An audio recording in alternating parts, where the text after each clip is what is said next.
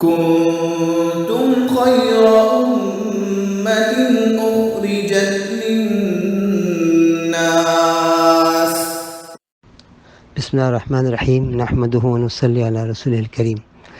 پھر اللہ کے فضل و کرم سے جب میری جماعتوں میں ترتیب بنتی رہی اور اللہ اپنے فضل و احسان سے کچھ آگے بڑھاتا رہا، تو ذہن میں چونکہ میں دیکھتا رہا، بہت سے گاؤں میں میرا جانا ہوا، مسلمانوں کے حالات دیکھ کر ہی دل رو رہا تھا، آنکھیں نم ہو جاتی تھی کہ پاکستان ایک بہت بڑا اسلامی ملک ہے، تو گاؤں کے اندر میں نے لوگوں کے حالات دیکھے۔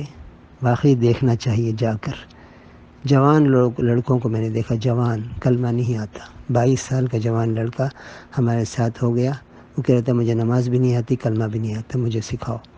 تو پھر ہمارے امیر صاحب نے ایک ساتھی کو مقرر کر دیا کہ ان کو اپنے ساتھ رکھو اور کم سے کم پہلے کلمہ سکھا دو۔ یہ بلوچستان میں بیلا کا علاقے کی بات کر رہا ہوں میں، جو کراچی سے 80 میل دور ہے۔ پھر سندھ کے گاؤں کی ایک بات سنا دوں آپ کو۔ گشت کیے ہم نے، بہت ملاقاتیں کی، ایک ساتھی میرے ساتھ آ گیا، عصر کی نماز تھی غالباً، تو 4 رکعتیں میرے برابر میں کھڑا ہو گیا مسجد میں امام صاحب کے ساتھ نماز پڑھنے کے لیے۔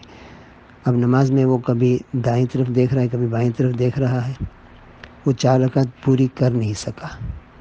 2 رکعت کے بعد وہ نکل گیا، نماز چھوڑ کر مسجد سے باہر چلا گیا۔ ہے مسلمان اور نماز اس کو بھاری پڑ رہی ہے، آتی نہیں ہے اور سمجھ میں نہیں آتا کہ کیا کروں، اور ادھوری چھوڑ کے چلا گیا۔ یہ وہ چیزیں بتا رہا ہوں جو میں نے اپنے آنکھوں سے دیکھی ہیں۔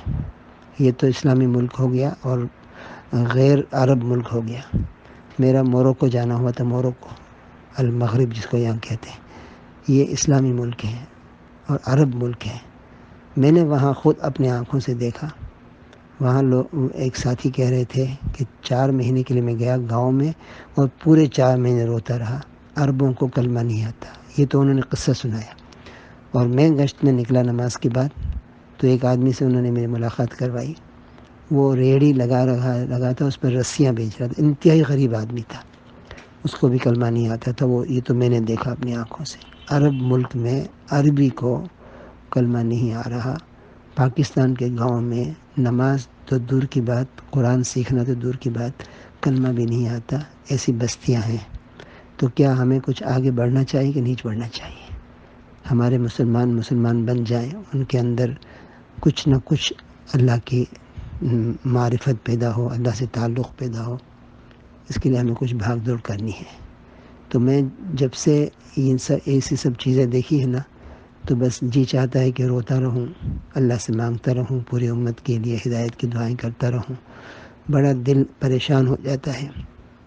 اور حضور پاک صلی اللہ علیہ وسلم کا جو غم ہے نا، وہ فوراً ذہن میں آ جاتا تھا کہ ہمیشہ اللہ کے حبیب غمگین رہتے تھے، دائم الاحزان تھے، ہمیشہ غمگین رہتے تھے۔ اور اللہ کے حبیب کو یہی فکر تھی کہ میری امت کا کیا ہوگا، میری امت کا کیا ہوگا۔ اللہ کے لیے اس غم کو اپنے سینے میں بٹھاؤ، اور یہ غم بستیوں میں پھر کر ضرور نصیب ہو جاتا ہے، اللہ خود دے دیتے ہیں۔ پھر مانگنے میں عجیب سی کیفیت خود اللہ مہیا فرما دیتے ہیں۔